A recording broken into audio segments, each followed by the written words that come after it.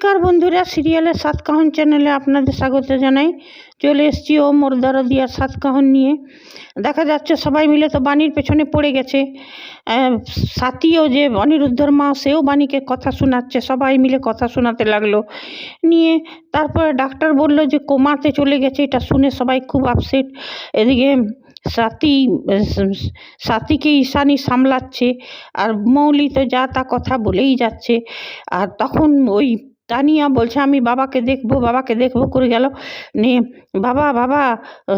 তারপর ওর মনে পড়লো যে রাক্ষসটা বাবাকে করেছে, রাক্ষসটাই বাবাকে ছুরি মেরেছে। তো বলছে রাক্ষস করে ও জ্ঞান হয়ে গেল। তখন ওকেও অ্যাডমিট করলো হসপিটালে। বাণী তখন কি করলো, সেই মায়ের মন্দিরে ছুটে গেল। নিয়ে শুনলো যে মন্দিরে দণ্ডি দিলে নাকি মা তার কথা শুনে মা প্রসন্ন হন, মা সব বিপদ টেলে দেন, মা দয়াময়ী। তখন সে দণ্ডি কাটতে লাগলো। আর এদিকে বিদ্যুৎও চলে এসছে। বিদ্যুৎও চলে এসছে ওইখানে হসপিটালে তানিয়াকে নেবার জন্যে। নিয়ে তারপরে মৌলি ওকে ভয় দেখাচ্ছে। এদিকে দেখাচ্ছে আর্য দাঁড়িয়েছিল। তা আর্যকে দেখে নিয়ে পরে মৌলিক ঠাকুমা যে আছে, গ্র্যান্ড মামি, সে বলছে তুমি কে ভাই? তখন বলছে তোমাকে আমি কোথাও দেখেছি। বলছে তুমি কি আমার মৌলি দিদি ভাইয়ের বন্ধু? বলছে না তো। বলছে তাহলে কি তুমি ওর কোনো পার্টিতে এসছো? বলছে না তো। বলছে আচ্ছা মনে পড়েছে। নিয়ে বলতে লাগলো এইখানে দেখেছি ওইখানে দেখেছি। ও বলছে না আমি ওই সব জায়গায় যাইনি। বলছে বাণী, তুমি কি বাণীর চেনা পরিচিত? বলছে না, বাণীদির সঙ্গে আমার আজকেই আলাপ হলো। তখন ও সব ঘটনাটা বলল। যখন হসপিটাল কর্তৃপক্ষকে জিজ্ঞেস করছিল যে তুমি কে, তখন বললো যে আমি, ও নিজের সব নাম বললো, বাবার নাম বললো যে বাণীদি আমার কাছে সাহায্য চেয়েছিল। আমি দেখেছিলাম ঠেলা গাড়িতে ঠেলে আনছিলেন ভ্যান রিক্সাতে, তখন আমি সাহায্য করি হসপিটালে আনবার জন্যে, এইগুলো বলল। নিয়ে বাবার নামটা নকুল যখন শুনলো তখন তারপরে বলছেন তাহলে তুমি কে ভাই? তোমাকে আমার এত চেনা কেন লাগছে? তুমি নিশ্চয়ই, আমি তোমাকে কোথাও দেখেছি না তোমার। তখন ওর নামটা বলছে বাণী। বলছে তুমি বাণীকে কি করে চিনলে? তখন বললো যে বাণীর সঙ্গে আমি আজকেই চিনা সব ঘটনাটা। তখন বলছে বাণীকে যে দেখে সেই বাণীকে সাহায্য করতে চলে আসে। কি আছে বলো তো বাণীর মধ্যে যে সাহায্য করতে চলে আসে? তারপরে বলল তোমার নাম কি? তো বললো তোমার বাবার নাম। তো বললো নকুল। এই নকুলটা শুনে নিয়ে পরে ঠাম্মিটা ভাবছে যে এই আমার ছেলে নকুলেরই ছেলে হবে। এইবারেও বুঝে গেল যে এটা আমার ছেলে নকুলের। বলছে নকুল বললো না বাবার নাম, তার মানে ও নকুলের ছেলে, এটা তো আমার নাতি। মৌলির দাদা আর কি। আর এদিকে বিদ্যুৎ, এদিকে এরা তো কেঁদে কেটে বেড়াচ্ছে। মালিকে তো সবাই বাণীকে তো সাপান্ত করে যাচ্ছে যে বাণীর জন্যে এটা হলো ওইটা হলো। সবাই মিলে মৌলিও আবার আগুনে ঘি ঢালছে। তা করতে বিদ্যুৎকে দেখতে পেল মৌলি। বিদ্যুৎ এলো, বলছে এই যে ম্যাডাম। তখন বলছে কি, এগিয়ে এলো মৌলি, বলছে শুনুন। তখন মৌলি রেগে বললো যে তুমি একটা কাজও ঠিক মতন করতে হবে, তোমাকে বাণীকে মারতে বলেছিলাম, তুমি আমার উর্বিকে মেরে দিলে।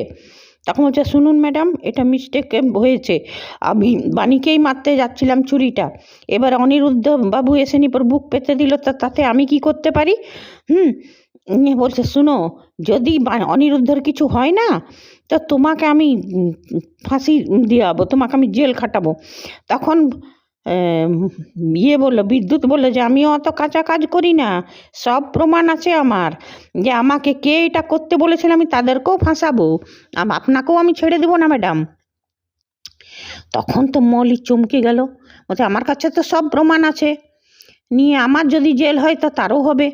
তখন বলছে শুনো, এখন তো আর কেউ নেই, তুমি নিজের মেয়েকে নিয়ে কেটে পড়ো এইখান থেকে, তাহলেই বাণীকে সাজাবো, ছেড়ে দে, তোমাকে কিছু করতে হবে না, তুমি খালি নিজের মেয়েকে নিয়ে কেটে পড়ো। নিয়ে পরে বিদ্যুৎকে বলে যে তো এই সময় কেউ ওকে বাঁচাবার নেই, এখানে বাণীও নেই, আর অনিরুদ্ধ তো অমনি অবস্থায় আছে, তুমি যাও। নিয়ে তারপরে ওর হার্টবিটটা তেজ হয়ে গেল, অনেক বেশি হয়ে গেল অনিরুদ্ধর। নার্স ডাকলো ডাক্তারকে, তখন তারপর অনিরুদ্ধকে দেখলো যে হার্টবিট আর চলছে না।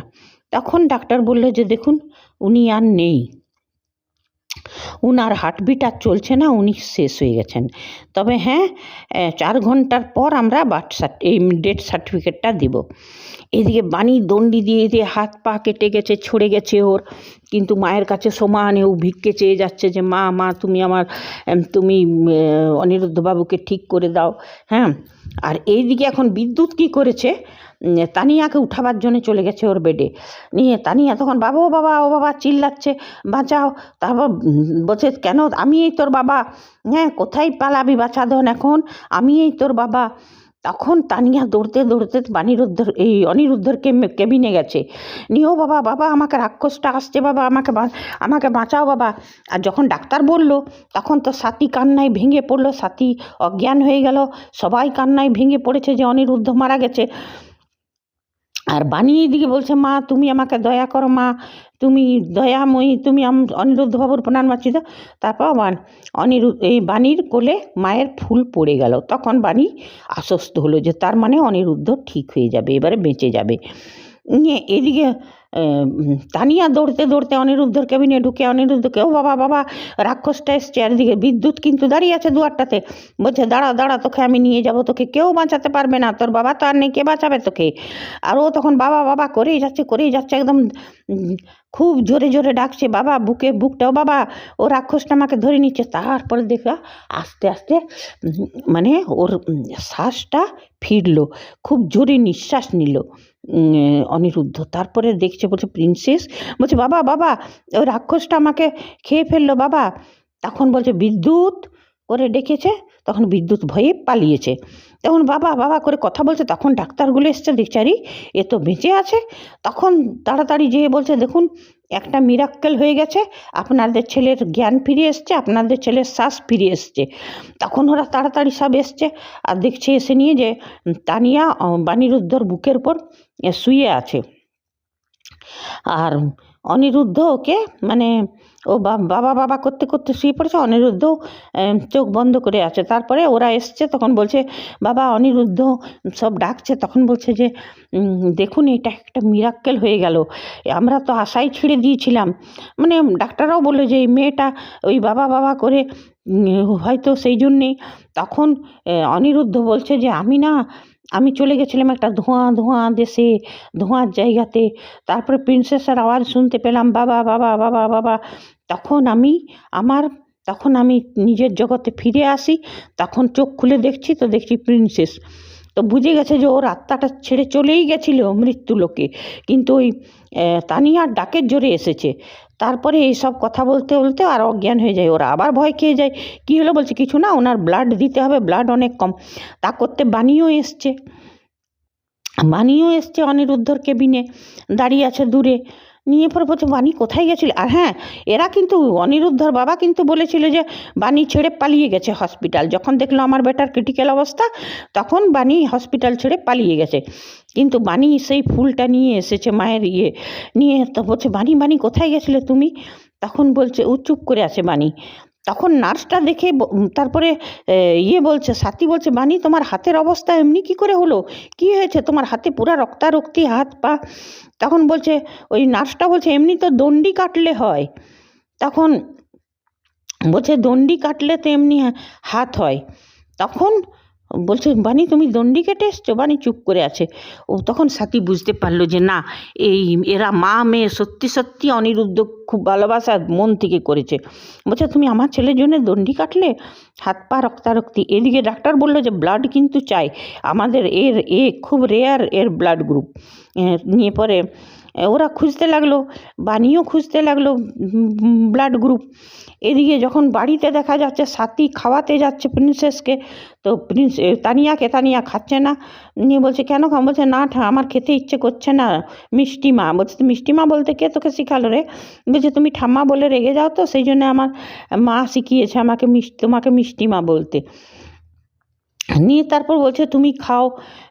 তখন বলছে জানো মিষ্টিমা, আমাদের গ্রামে না বলে উপোস করে ঠাকুরের কাছে প্রার্থনা করলে না, যদি উপোস করে থাকে তো ঠিক পাওয়া যায়।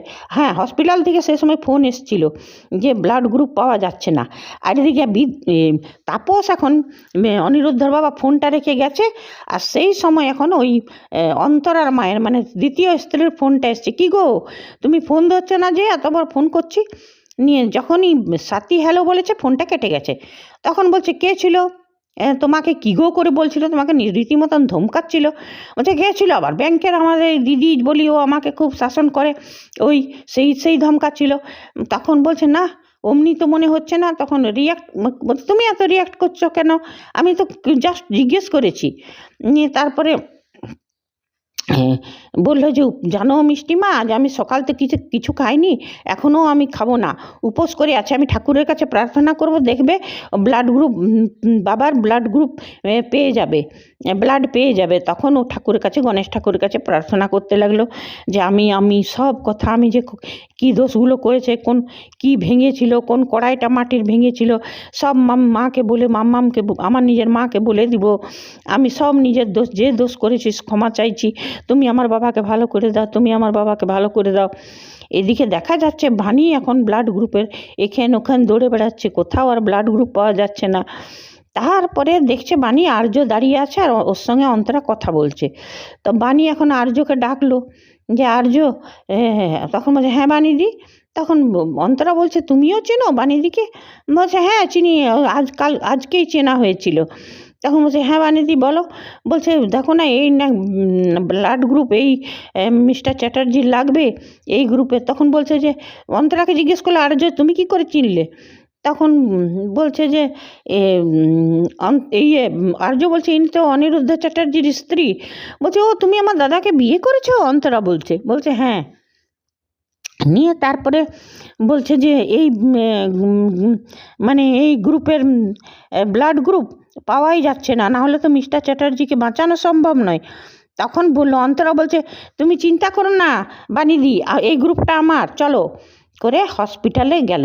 এদিকে ও ঠাকুরের কাছে খুব প্রার্থনা করতে লাগলো। তারপরে বললো যে আমি আমার মাকে ফোন করে সব আমার নিজের দোষগুলো বলবো, তবে হয়তো ঠাকুর আমার বাবাকে বাঁচিয়ে দিবে। নিয়ে তারপরে ও বললো ঠিক আছে আমি ফোন করছি। নিয়ে ফোন করছে, এদিকে বানি এখন দেখা যাচ্ছে অন্তরাকে নিয়ে এসছে। নিয়ে ডাক্তারকে এসে বললো যে হ্যাঁ ওই ব্লাড গ্রুপ একজনকে পেয়েছি, আপনি, আর সে তো হবেই, অন্তরার অনিরুদ্ধ তো ভাই বোন, তো ওদের তো হতেই পারে। তারপর অন্তরা বলে হ্যাঁ আমি রক্ত দেব।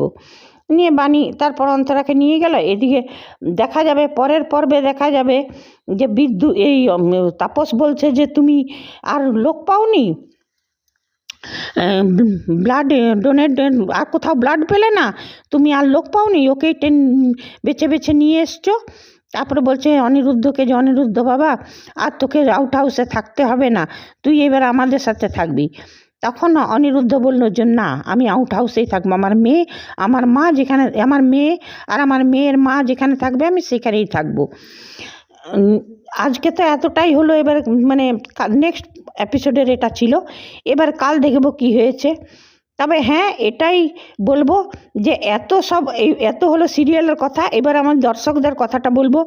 এত সব হওয়ার পরও মৌলি, বিদ্যুৎ আর এরা যেমন পার না পায়, গ্র্যান্ড মামি মেন কালপ্রিট হচ্ছে মানে গ্র্যান্ড মামিটা, তো এদের কিছুটা তো পর্দা ফাঁস হোক কি। আর নকুল যেন এসেনি পরে কাউকে, সাথীকে কিংবা ঈশানীকে কাউকে বলে দিক মৌলির আসল জন্ম রহস্যটা, এটা বলে দিক নকুল। আর আমরা এটাই দর্শকরা চাইবো, বাণীর হেনস্থা আর দেখা যাচ্ছে না, বাণীকে যে সবাই মিলে হেনস্থা করছে সেটা আর দেখা যাচ্ছে না, আর মৌলি বড় বড় দোষ ক্রাইম করে পার পেয়ে যাচ্ছে, সেটাও দর্শকরা চায় না। এবারে মৌলি, বিদ্যুৎ আর গ্র্যান্ড মামির, এদের তিনজনের উচিত মানে শাস্তি হোক,